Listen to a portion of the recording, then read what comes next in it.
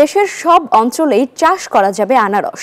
শুনতে অবাক লাগলেও বাস্তবে তা করে দেখিয়েছেন রাজশাহী বিশ্ববিদ্যালয়ের কৃষি অনুষদের এক অধ্যাপক।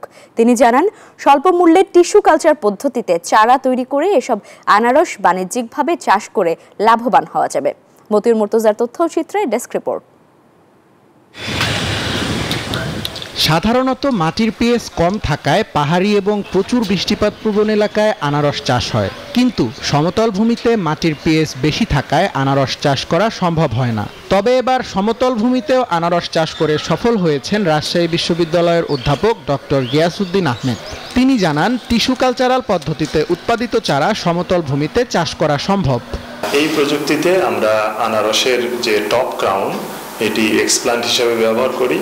এছাড়াও আনারসের স্লিপ এবং সাকার উভয়ই ব্যবহার করা যেতে পারে। তবে সবচেয়ে ভালো টিস্যু কালচারের জন্য ইনিশিয়াল কালচার হিসাবে টপ ক্রাউন থেকে বেশি চারা তৈরি করা যায়। বান্ডেল থাকলে প্রতি সেনমানিতে টাকা বাঁচবে। বিকাশ সেনমানি বান্ডেল কিনে জিতুন প্রতি লেনদেনে।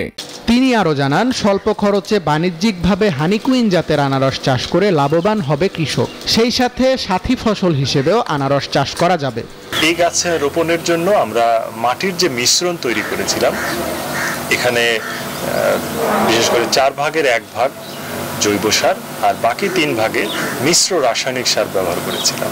দেশের সব এলাকায় বাণিজ্যিকভাবে আনারস চাষ শুরু হলে স্থানীয় বাজারে দাম কমার পাশাপাশি বিদেশেও রপ্তানি সম্ভব হবে মনে করেন কৃষি বিশেষজ্ঞরা। তানভীর আহমেদ শান্ত, নিউজ 24।